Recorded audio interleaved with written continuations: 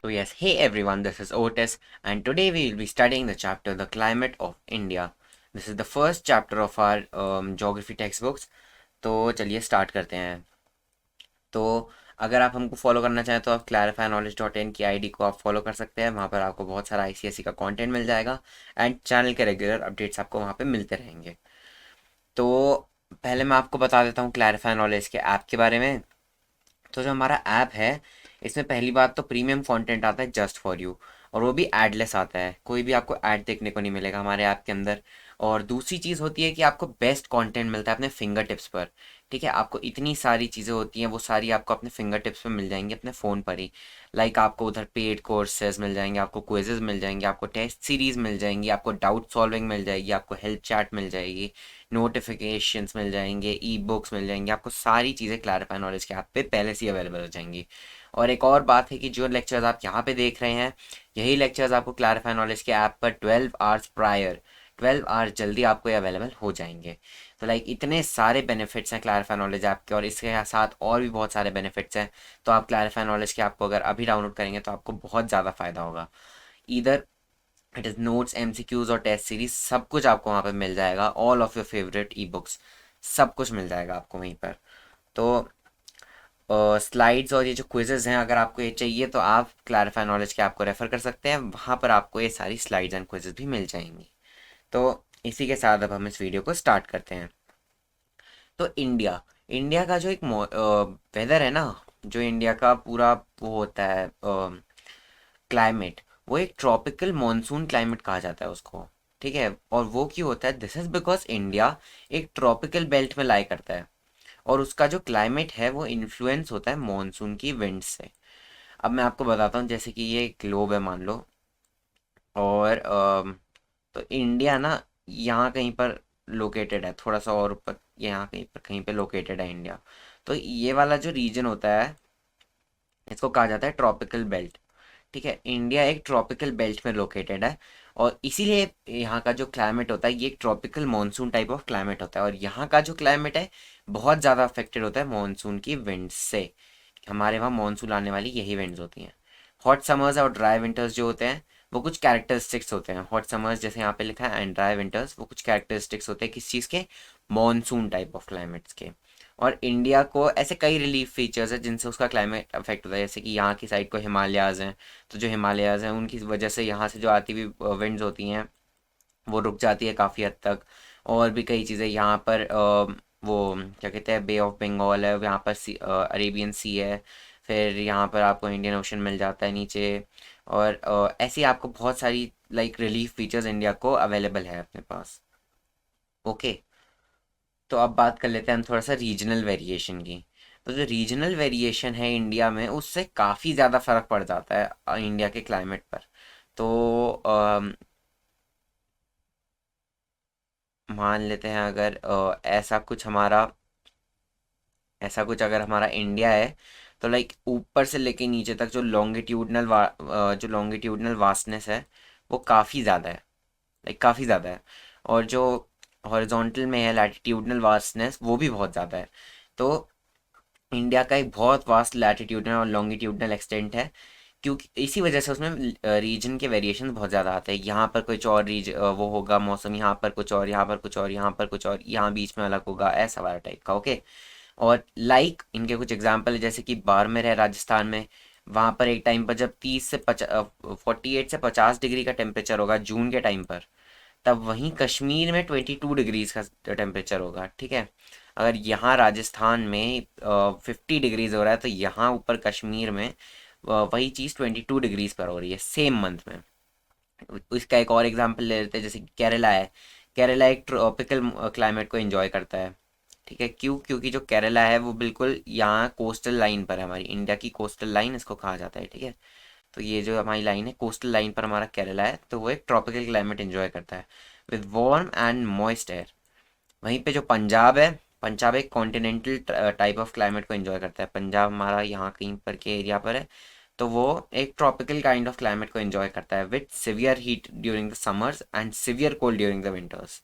ठीक है, while the temperature in Kerala remains about 20 to 22 degrees Celsius during winters, Kerala का जो टेम्परेचर है वो 20 डिग्री तक ही जाता है विंटर्स में। वहीं कारगिल जो हमारा यहाँ पर ऊपर एक ग्लेशियर है, कारगिल ग्लेशियर, वहाँ का टेम्परेचर -40 डिग्रीज। अब आप समझ सकते हो -40 डिग्रीज कितना ज़्यादा ठंडा होता है। लाइक 0 डिग्री पर बर्फ़ जम जाती है, -40 डिग्रीज उससे भी 40 कम है, इतना ठंडा हो जाता है कारगिल में। ठीक है, इसीलिए कारगिल का जो ग्लेशियर है उसको प्रोटेक्ट करना भी हमारे लिए काफ़ी डिफिकल्ट हो जाता है हमारे फोर्सेस के लिए, बट स्टिल वो लोग वहाँ पे लगे हुए हैं। While the difference between day and night temperatures in Kerala is hardly 7 to 8 degrees. तो जो डे और नाइट के टेम्परेचर्स होते हैं, वही चीज़ अभी हमने पढ़ी कारगिल में, पंजाब में जैसा है और कारगिल में है। इन जगहों पर रात का टेम्परेचर बहुत अलग होता है, दिन का टेम्परेचर अलग हो जाता है, पर जो केरला है उसमें हार्डली 7 to 8 डिग्रीज का फ़र्क आता है केरला के टेम्परेचर में। ओके, और इसी के साथ थार डेजर्ट है हमारा यहाँ पर, थार डेजर्ट में इतना गर्म है। और जो डिफरेंस होता है डे एंड नाइट का, वो भी बस 25 से 30 डिग्री का ही होता है। ठीक है, 25 से 30 डिग्री का बहुत ज़्यादा डिफरेंस होता है। तो बस रीजनल वेरिएशन के बाद हम आ जाते हैं factors affecting the climate of India. अब हमारा जो इंडिया है उसका जो क्लाइमेट है उसको काफ़ी ज़्यादा चीज़ें अफेक्ट कर रही होती हैं। लाइक इंडिया की जो लोकेशन ही है ना, इंडिया की एक ऐसी लोकेशन फिक्स्ड है जहाँ पर बहुत सारी चीज़ें हमारे इंडिया को अफेक्ट कर रही हैं। जस्ट लाइक मैं इंडिया का डायग्राम एक बार फिर से बना के दिखाता हूँ आपको यहाँ पर। ये अगर ऐसा कुछ, बहुत बहुत ख़राब डायग्राम है आई नो, बट समझने के लिए हम ले लेते हैं। मान लो अगर ऐसा कुछ हमारा इंडिया है, तो यहाँ की साइड को जो हमारे हिमालयाज़ हैं, तो वो इस साइड से आती हुई विंड्स को रोक देते हैं। सिवियर कोल्ड विंड्स जो आती है सेंट्रल एरिया एशिया से ड्यूरिंग द विंटर, उसको पूरी तरीके से ब्लॉक कर देते हैं। तो इसका हमको काफ़ी ज़्यादा फ़ायदा मिलता है, वरना जो ये पूरा ऊपर का इतना पार्ट होता ना, this would have been very very cold because of the cold winds जो कि सेंट्रल एशिया से आती हैं। उसके अलावा दूसरी चीज़ है हमारा द मानसून विंड्स। जो हमारे मानसून की जो विंड्स होती हैं, वो भी हमारे कुछ सिलेक्ट मंथ्स में आती हैं। मानसून विंड्स ऑफ इंडिया, जो कि साउथ वेस्ट मानसून विंड्स जिनको कहा जाता है, ओके, वो आती हैं अरेबियन सी से, the Arabian sea and the bay of Bengal bring the rainfall over the entire country. अब वो पूरे इंडिया में लाते तो है, यहाँ से भी आता है, यहाँ से भी आता है। और किस मंथ में आता है? जून में आता है, जुलाई में और अगस्त में। जून जुलाई अगस्त ये इंडिया के मानसून के मंथ्स होते हैं। ये आप याद रखिएगा, जून जुलाई अगस्त मानसून के मंथ्स होते हैं। तो बस इनमें बारिश बहुत होती है इसी वजह से।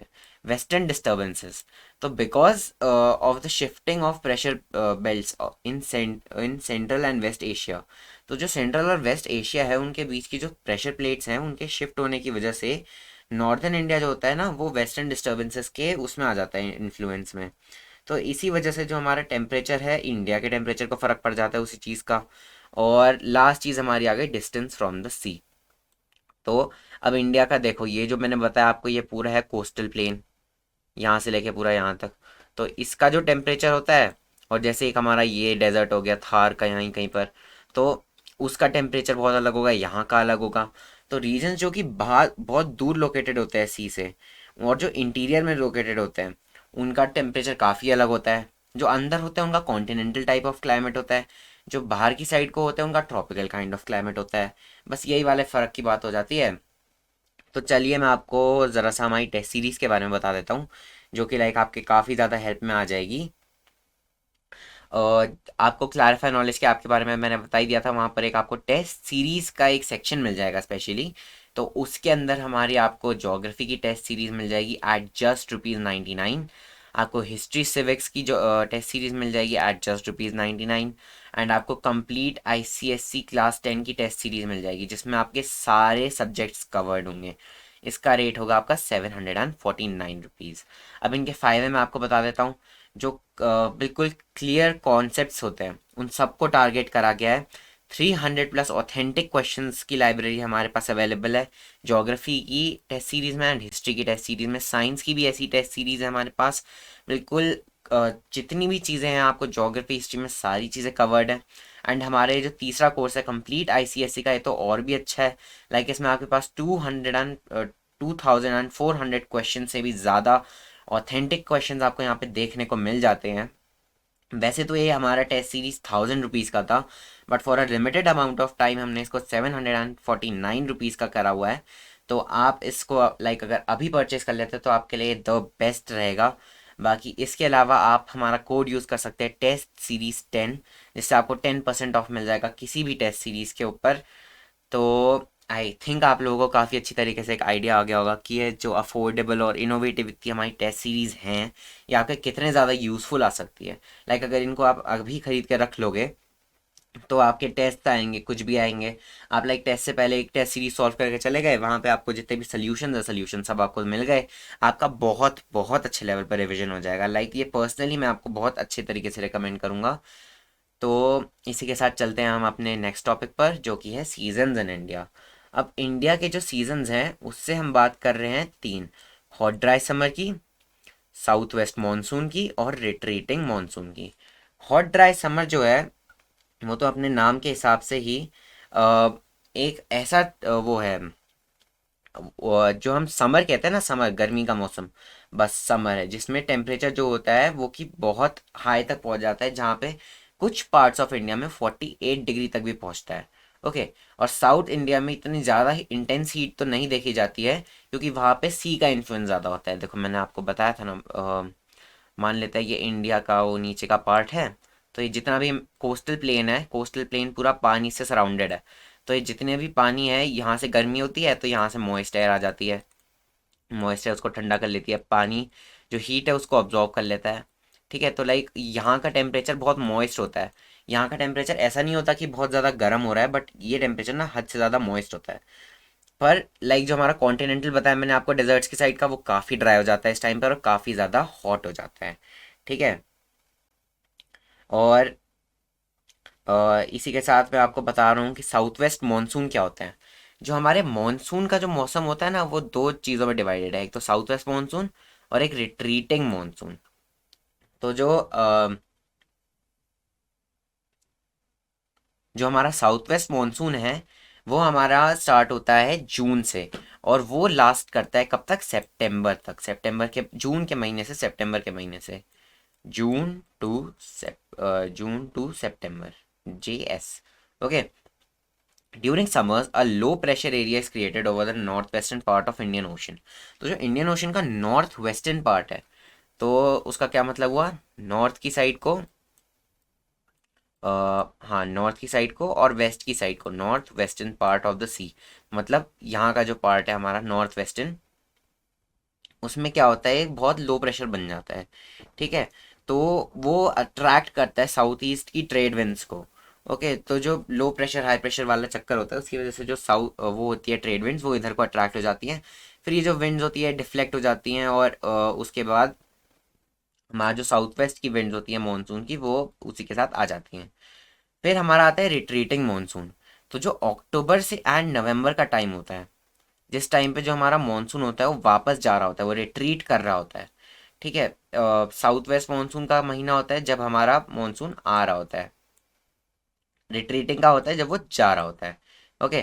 तो ये होता है अक्टूबर से नवंबर। एक को आप याद कर सकते हो JS करके, एक को याद कर सकते हो ऑन, JS और on. The south west monsoon winds become weaker and start retreating. This season is marked by clear skies. अच्छा हाँ, देखो जब बहुत स्काईज क्लियर होने लग जाते हैं, आपने देखा होगा अक्टूबर और नवंबर के टाइम पे, आपने एक्सपीरियंस करा होगा, आसमान जो होता है ना वो काफ़ी क्लियर होने लग जाता है बाकी टाइमों से, और इंक्रीज टेम्परेचर होने लग जाते हैं नॉर्दर्न प्लेन्स की साइड को, अगर आप रहते हैं वहाँ पे। तो जो रिट्रीटिंग मानसून होती है उनको इस टाइम पे मार्क किया जाता है। This increase in temperature is termed October heat. October heat कहा जाता है जो ये स्पाइक होता है ना टेम्परेचर का, जब ये मानसून रिट्रीट कर रहे होते हैं, तो उसको कहा जाता है अक्टूबर की हीट। तो अब हम बात कर लेते हैं थोड़ा सा रेनफॉल के बारे में। तो जो मोस्ट पार्ट हमारी कंट्री के हैं, they do not receive rainfall during the winter. अब ये क्यों नहीं करते ये अभी बताएंगे। Some areas which receive rainfall during the winters are, ये तो सेंट्रल और northern parts of the country, जो कि ओकेजनली रेनफॉल काफ़ी ज़्यादा आती है वहाँ पर। मैं आपको एक बार फिर से अपना इंडिया का ख़राब सा डायग्राम दिखा देता हूँ, मेरे डायग्राम्स को आप माइंड मत करना, ऐसा ही कुछ है ना। तो यहाँ पे क्या लिखा है, सेंट्रल पार्ट, तो यानी कि यहाँ का जो पार्ट होता है सेंट्रल पार्ट, पूरा दिल्ली सब एरिया इसी में आ जाता है। एंड जो नॉर्दर्न पार्ट्स होते हैं, मतलब कि ये जो ऊपर का पार्ट है हमारा, तो ये जो होता है ये ओकेजनल रेनफॉल्स को एक्सपीरियंस करता है during winters.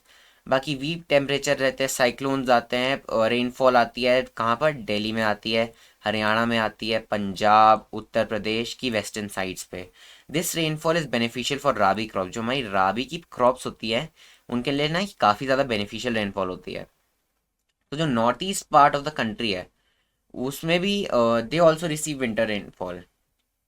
Okay, in October and November, जब हमारे रिट्रीटिंग मानसून का टाइम होता है ना, रिट्रीटिंग मानसून का time October and November, north east monsoon की जो विंड्स होती हैं वो पिकअप कर लेती है मॉइस्चर को, while blowing over the bay of Bengal. Bay of Bengal के ऊपर से जाते हुए वो लोग पिकअप कर लेती है, and cause torrential rainfall over the coast of Tamil Nadu. जो हमारा तमिलनाडु का कोस्ट है वो भी कोस्टल लाइन में ही आता है हमारी इंडिया की, और उधर काफ़ी ज़्यादा रेन हो जाती है। And the south southern southern tip of Andhra Pradesh, हमारी जो आंध्र प्रदेश की सबसे सदर्न टिप है वहाँ पे भी होने लग जाता है। तो इसके बाद हम बात कर लेते हैं थोड़ी सी डिस्ट्रीब्यूशन ऑफ रेनफॉल की, इंडिया में रेनफॉल कैसे डिस्ट्रीब्यूटेड है। रीजन्स जो कि हाई रेनफॉल रिसीव करते हैं, अब हम हाई रेनफॉल को कैसे डिफाइन करते हैं, जिधर more than 200 centimetre of rain होती है। 200 सेंटीमीटर हमारे पास जो रेन मेजर करने के डिवाइसेस होते हैं उनके हिसाब से जो 200 सेंटीमीटर से ज़्यादा की रेन रिकॉर्डेड होती है उनको हैवी रेनफॉल कहा जाता है। तो जो स्लोप्स ऑफ वेस्टर्न घाट्स हैं, वेस्टर्न कोस्टल प्लेन्स हैं, मेघालय के हिल्स हैं, ठीक है, नोट करिएगा, western Ghats, western coastal plains, Meghalaya के हिल्स, गारो, खासी और जनीता, और the southern slopes of the eastern Himalayas, Assam, Arunachal Pradesh and west Bengal. ठीक है, ये सब जगह क्या होती है, ये हमारी एक्सपीरियंस करती है हैवी रेनफॉल। फिर इसके बाद आ जाती है रीजन्स रिसीविंग मॉडरेट रेनफॉल। अब मॉडरेट रेनफॉल हम किस चीज़ को कहते हैं, जो कि इससे थोड़ा सा कम होता है बट काफ़ी ज़्यादा होता है, यानी कि 100 to 200 सेंटीमीटर्स, काफ़ी ज़्यादा होता है। The southern part of Tamil Nadu and the northern parts of Andhra Pradesh, middle Ganga valley and some parts of the western Ghats. ठीक है, तमिलनाडु जो हो गया हमारा, आंध्र प्रदेश, गंगा की जो वैली है हमारी, और उसके बाद कुछ पार्ट्स वेस्टर्न घाट्स के, ईस्ट महाराष्ट्र और मध्य प्रदेश एंड उड़ीसा, इधर सब क्या आता है, मॉडरेट रेनफॉल। अब ये सब जो आपको मैंने नाम बताए तो आपको याद ही करने पड़ेंगे, अब इसमें कुछ ऐसा एक्सप्लेनेशन वाला पार्ट रह नहीं जाता है। बाकी मैंने आपको इसके बारे में एक्सप्लेन कर दिया कि ये सेंटीमीटर्स का क्या सिस्टम है। रीजन रिसीविंग लो रेनफॉल, अब लो रेनफॉल वही चीज़ होती है 50 to 100 सेंटीमीटर्स के बीच मानी जाती है। ओके, ये सब जो मेजरमेंट्स होती है ये ली जाती है हमारे रेन गॉज के थ्रू। तो जो रेन गॉज होता है वो भी बस एक ऐसा इंस्ट्रूमेंट होता है, उसके बारे में हमने जूनियर क्लासेस में पढ़ा हुआ है, उसके थ्रू हमारी ये जो रीडिंग्स आती हैं। Okay, parts of Deccan plateau comprising of regions of Karnataka, Andhra Pradesh, Tamil Nadu, eastern Rajasthan, Punjab, Haryana and Kashmir, इन जगहों पर क्या होती है, थोड़ी सी लो रेनफॉल होती है। ठीक है, जैसे कि आप राजस्थान का तो जानते हो, ईस्टर्न राजस्थान, पंजाब में कम होती है क्योंकि वो भी राजस्थान के ही बगल में है, हरियाणा एंड कश्मीर, कश्मीर क्योंकि वो काफ़ी ऊपर की साइड को है तो वहाँ पे कोल्ड काफ़ी ज़्यादा रहता है ना। और regions receiving scanty rainfall, scanty rainfall किसको कहा जाता है, 100 to 200 सेंटीमीटर नहीं होगा, ये गलत चीज़ है, ये होता है 50 सेंटीमीटर से कम वाला। ओके, ये जो हम यहाँ पर लिखा हुआ है, ये स्लाइड्स बनाने वालों ने थोड़ी गलती करी होगी, बट ये 100 to 200 सेंटीमीटर्स का नहीं होता है, स्कैंटी रेनफॉल कहा जाता है 50 सेंटीमीटर एंड लो को। ठीक है, northern parts of Kashmir, southern Punjab and western Rajasthan, these the rain shadow regions of the western Ghats lying in the Deccan plateau. तो ये जितने भी पार्ट्स होते हैं हमारे, जो मैंने अभी आपको यहाँ वाले में बताए, इनमें क्या होता है, स्कैंटी रेनफॉल होती है। स्कैंटी का मतलब क्या होता है, वेरी लेस, कम रेनफॉल होना, और कम रेनफॉल को हम कैसे किस में मानते हैं, 50 सेंटीमीटर एंड बिलो। तो इसी के साथ हमारा जो चैप्टर है ये फिनिश हो चुका है। आई होप आप लोगों को काफ़ी अच्छी अंडरस्टैंडिंग आ गई होगी इस चैप्टर के एक्सप्लेनेशन के थ्रू। बाकी अगर आप लोगों को कोई भी डाउट्स होंगे या क्वेरीज होंगी तो आप क्लैरिफाई नॉलेज के ऐप पे उसको पोस्ट कर सकते हैं। बाकी आप कमेंट्स पे भी कर सकते हैं, we will try our best to reply to your comments. Otherwise जो डाउट्स का सेक्शन है that is always the best option. तो रखते हैं फिर इस वीडियो में इतना ही, एंड थैंक्स फॉर वॉचिंग।